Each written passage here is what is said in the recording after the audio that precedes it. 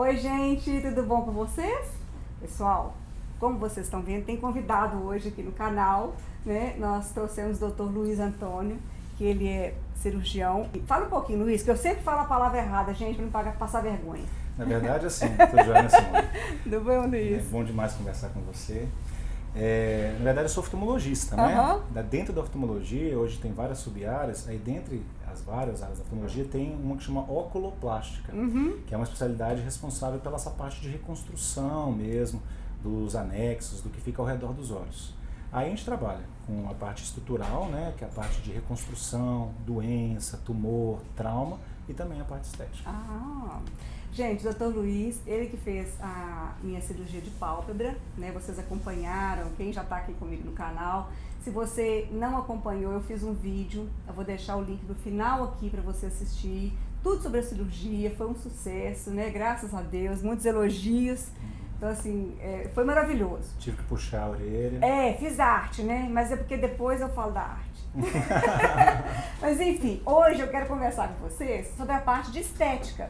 Porque o Luiz também cuida dessa parte, que é preenchimento e botox. E aí elas me enchem de perguntas toda vez que eu vou no Luiz. Falei, quer saber? Vamos fazer um vídeo, que aí a gente vai tirar todas as dúvidas. Luiz, seja muito bem-vindo. Obrigado. É um prazer, mais uma vez, estar aqui com você. Eu tenho o maior prazer de trazer pessoas assim, com tanta competência e com qualidade para trazer assunto para vocês. E aí, para começar, eu queria que você explicasse para as meninas qual a diferença entre preenchimento e botox, que é uma dúvida que eu acho que todo mundo tem. Na verdade, sim, é a pergunta que todo mundo vem ao consultório, mesmo que eles acham que é a mesma coisa, né? E na verdade são duas coisas completamente diferentes. O botox, na verdade, é uma aplicação da toxina e a intenção dela é você minimizar aquelas rugas que aparecem durante o movimento, né? E também tentar consertar, às vezes, algum tipo de assimetria muscular, tá? O preenchedor é outra coisa completamente diferente. O preenchedor hoje, ele, na verdade, tem três efeitos. Um é de você restaurar o volume, né, quando você tem um afundamento muito grande, falta de bochecha, alguma depressão muito grande. Num segundo momento também ele pode restaurar a hidratação da pele. E hoje também, uma terceira função seria de estimulação de produção de colágeno. Tá? Então ele atua tanto naquele momento, quanto também a longo prazo. Tá? Então são duas coisas diferentes. E geralmente você consegue ter resultados melhores quando você associa as duas técnicas, ou às vezes até outros procedimentos também, dependendo da indicação.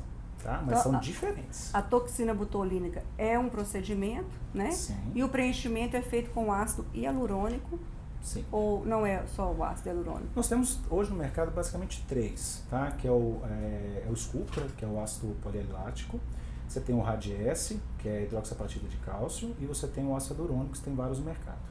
Hoje o ácido hialurônico ele tem o mais comercial, porque ele é super seguro de ser usado, ele é muito tranquilo e tem o melhor custo-benefício, tá? Mas existe também espaço para os outros dois, tá? Legal.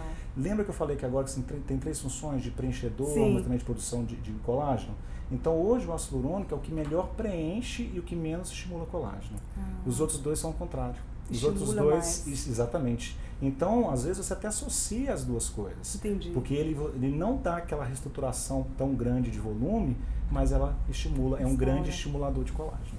Então a gente acaba tendo o benefício de um ou de outro, a vantagem de fazer essa junção dos dois, né? É como, na verdade, se fosse um investimento a curto prazo e um investimento a longo prazo. Entendi. O que preenche e te dá hidratação, ele é para agora. Para agora. Para agora, tá? Os outros não. Você não vê resultado nenhum naquele momento, mas é uma poupança. Entendi. É um investimento a longo prazo. Por isso, então, que teve até uma pergunta no canal sobre isso, a diferença do Sculptra. É um tipo de preenchedor? Sim, é um preenchedor mais estimulador de colágeno do que preenchedor. Entendeu? São características diferentes. Dentro dessas três funções que eles oferecem, aí você tem perfis diferentes. Entendeu, meninas? Esse Sculptra, por exemplo, vai muito mais estimular o colágeno da gente, de dentro para fora, né? Na verdade, a gente precisa de mais disso também. E o ácido hialurônico vai preencher e dar o volume imediato. Você já vai ficar com o rosto harmonioso. Exatamente. Né?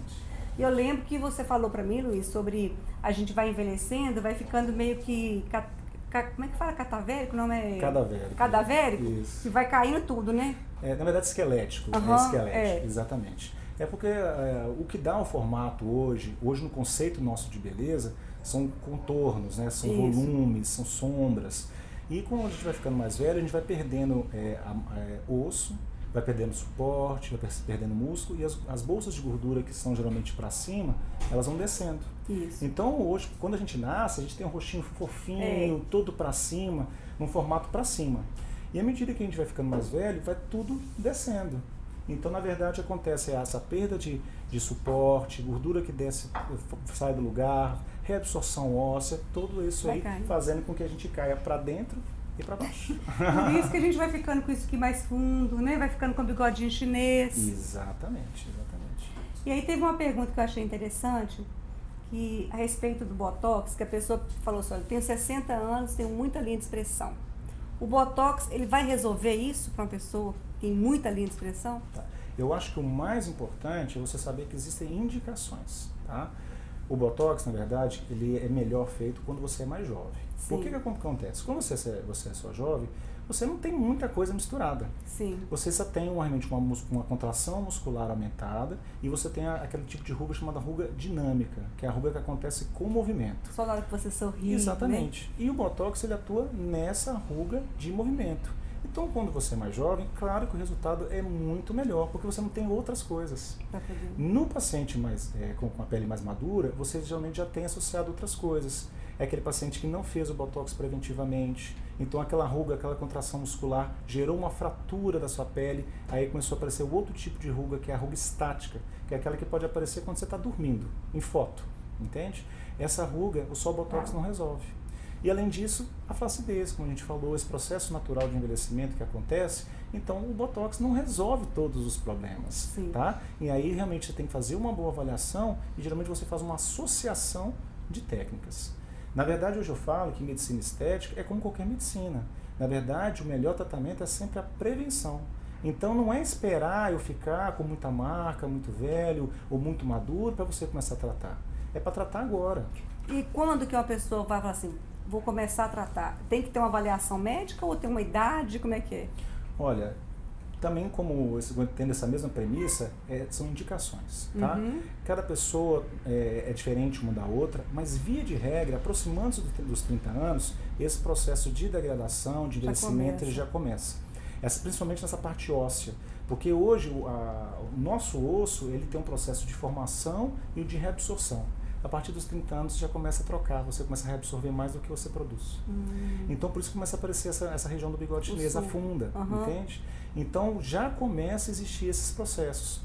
E se você começa a tratar mais cedo, aí sim você vai precisar de menos coisas, menos procedimentos, resultados mais naturais e claro, enfim, muito mais bonito, mais natural. Então, por isso que é interessante fazer preventivamente. Entendi. Quem já puder fazer mais cedo, né? Sim, exatamente. E você tem um aspecto bonito, né? E não tem que...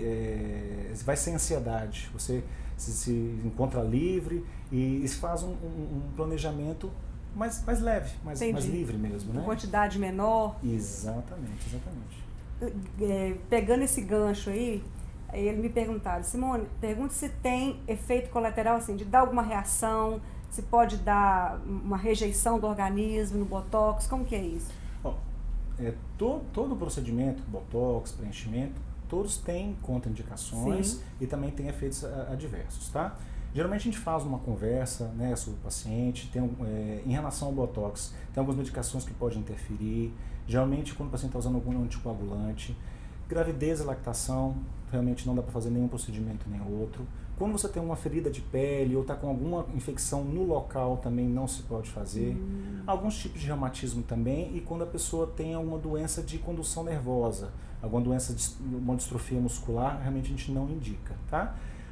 E a pessoa tem relato de alergia prévia, né? Entendi. Qualquer medicação, qualquer produto hoje, a gente pode ter uma hipersensibilidade, uma alergia.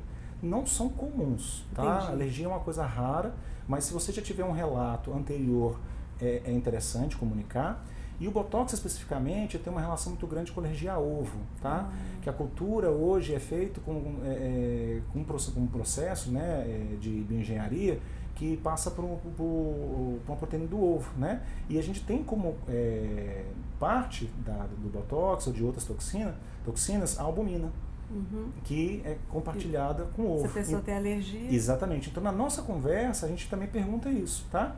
E a gente vê hoje que a alergia ao Botox é na monta de 1 para cada 100 mil. Assim, é muito raro, mas pode acontecer. Pode acontecer, tá? lógico.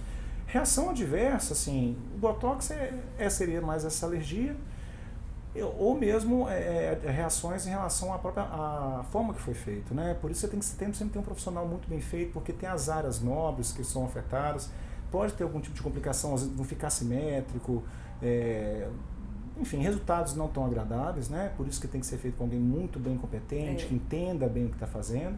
E o preenchedor também é a mesma coisa. O preenchedor, nós temos vários, né? E aí realmente vai individual de cada pessoa.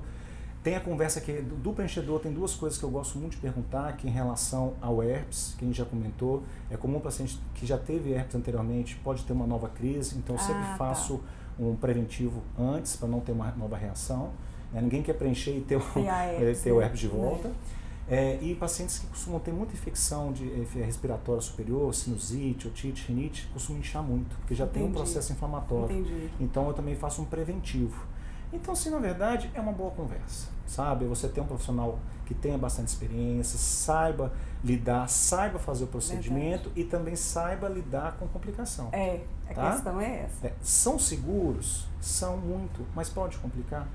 Pode, entende? E aí você tem que saber, tem que ser um profissional que saiba lidar com isso. Eu sempre falo isso, né? Principalmente com quem me segue, tanto aqui no YouTube quanto no Instagram, que você não deve olhar nunca só o preço de uma prestação de serviço ou de um produto, de nada.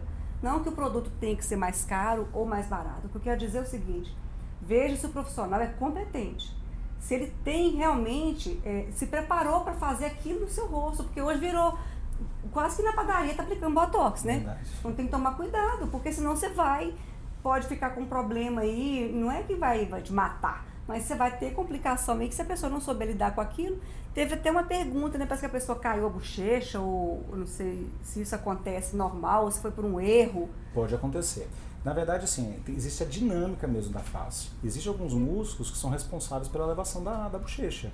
Então, se você fizer, às vezes, um botox um pouco mais baixo, ou às vezes vir para outra parte mais lateralizado, você pode realmente ter uma dificuldade de elevação da bochecha.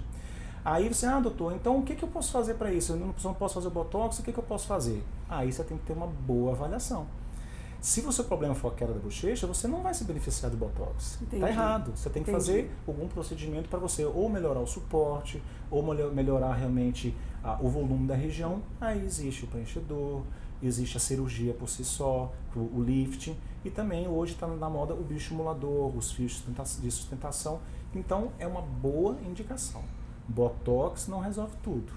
E existe limite, entendeu? Não é toda ruga que é tratada com Botox. A grande maioria, sim, mas você tem que ter um olhar muito crítico para poder ter boas indicações. Bigode chinês não se trata com Botox, ou se trata?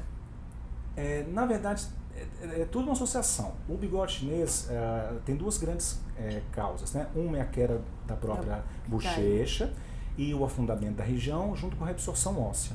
Mas tem algumas pessoas que têm um músculo muito forte. Aquelas pessoas que têm um sorriso gengival, por exemplo. Que na hora que sorri, aparecem todos os dentes.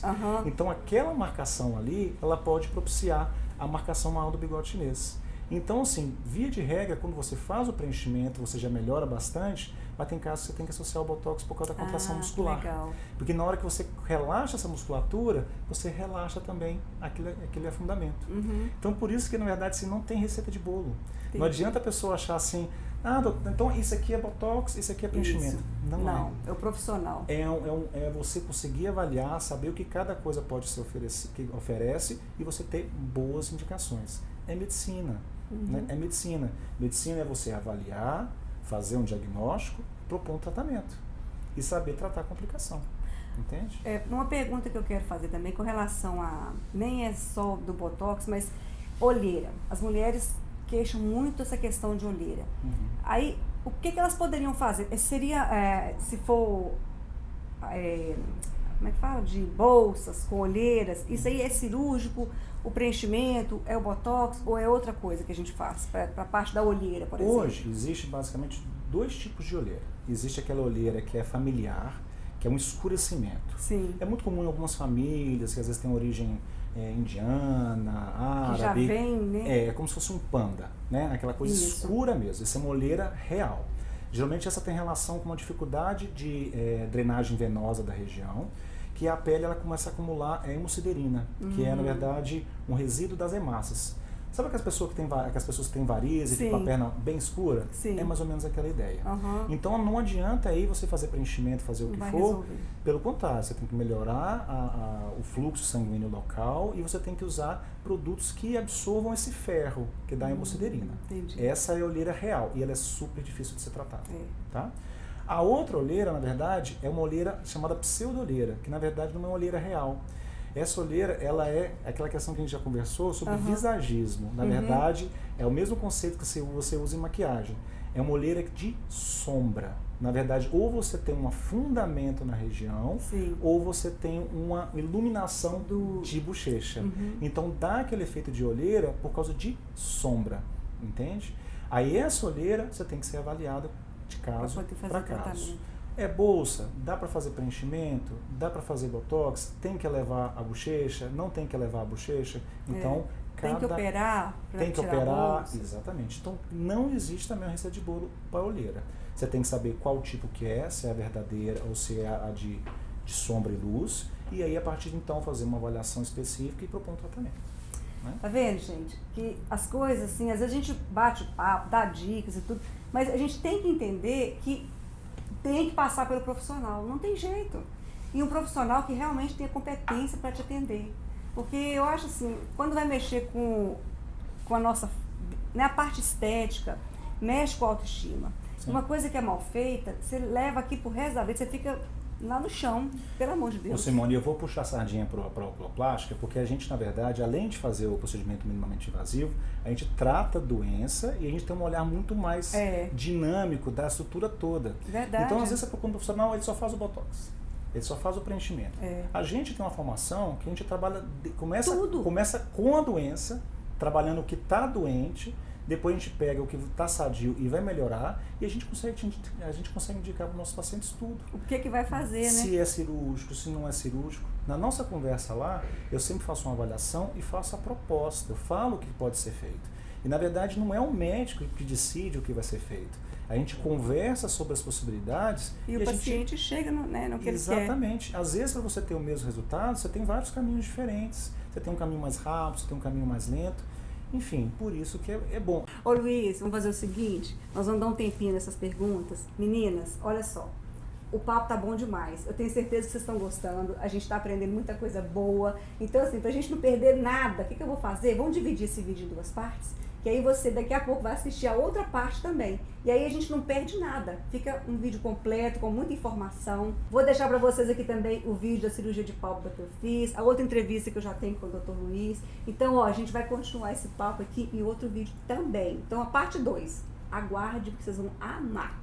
E ó, meninas, aproveita, tá? Faz assim, uma fofoquinha do bem que eu ensino para vocês, porque é muito feio fazer fofoca, mas essa pode. Vai compartilhar meu vídeo, tá bom? Vamos mandar isso aqui para todo mundo, vamos avisar para a mulherada, para as amigas, até para as inimigas, porque a gente quer todo mundo feliz, a gente não tem problema com ninguém, não é verdade? Então manda esse vídeo para todo mundo aí, para o pessoal ficar sabendo um pouquinho mais sobre esse assunto tão gostoso e importante pra gente. Doutor Luiz, ó, daqui a pouquinho a gente volta. Muito obrigada por esse período aqui, Obrigado. Foi maravilhoso e a gente vai continuar esse papo, porque a gente precisa trazer essas informações para elas. Fechado.